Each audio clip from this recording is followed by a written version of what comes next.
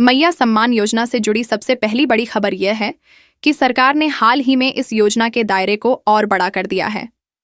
पहले केवल कुछ जिलों की माताओं को इसका लाभ मिल रहा था, लेकिन अब इसे पूरे राज्य में लागू करने का ऐलान हो गया है। इसका मतलब यह हुआ कि अब कोई भी मां अपने जिले की सीमा की वजह से वंचित नहीं रहेगी, सभी जगह बराबर सुविधा मिलेगी। दूसरा अपडेट यह है कि योजना के पैसे के वितरण में तेजी लाने के लिए एक नया डिजिटल पोर्टल शुरू किया गया है।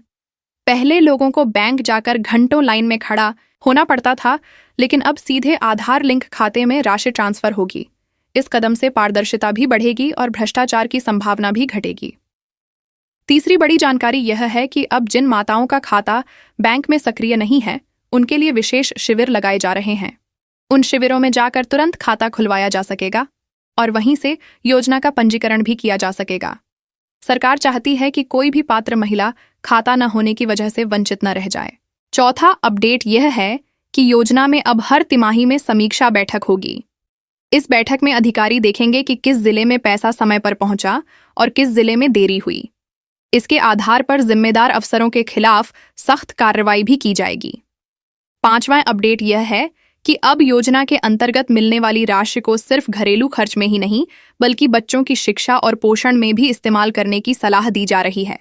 इसके लिए जागरूकता अभियान शुरू हुआ है, जिसमें गांव-गांव में दीवार लेखन और नुक्कड़ नाटक के जरिए महिलाओं को समझाया जा रहा है।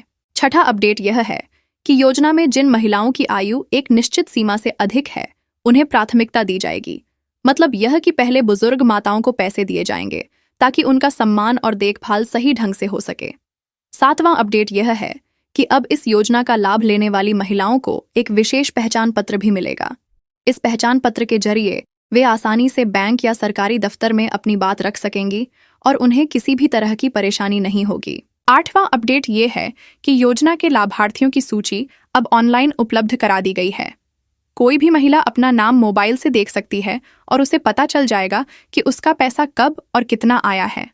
नवा अपडेट ये है कि जिन महिलाओं के नाम अब तक सूची में नहीं आए थे, उनके लिए सरकार ने एक विशेष हेल्पलाइन नंबर जारी किया है।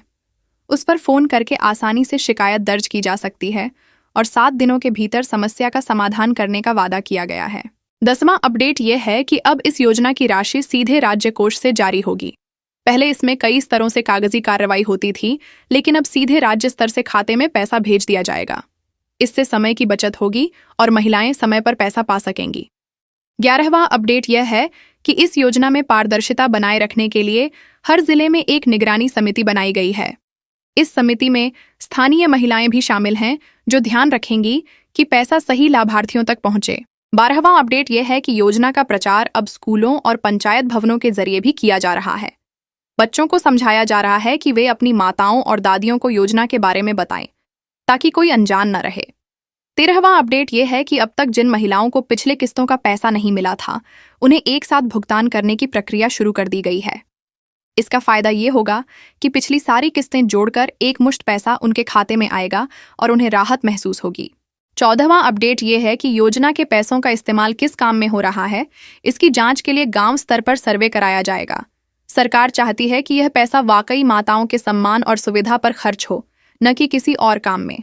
15वां अपडेट यह है कि आने वाले त्योहारी सीजन में सरकार ने विशेष तौर पर यह सुनिश्चित करने का फैसला किया है कि सभी माताओं के खाते में त्योहार से पहले पैसा पहुंच जाए, ताकि वे सम्मानपूर्वक त्योहार मना सकें।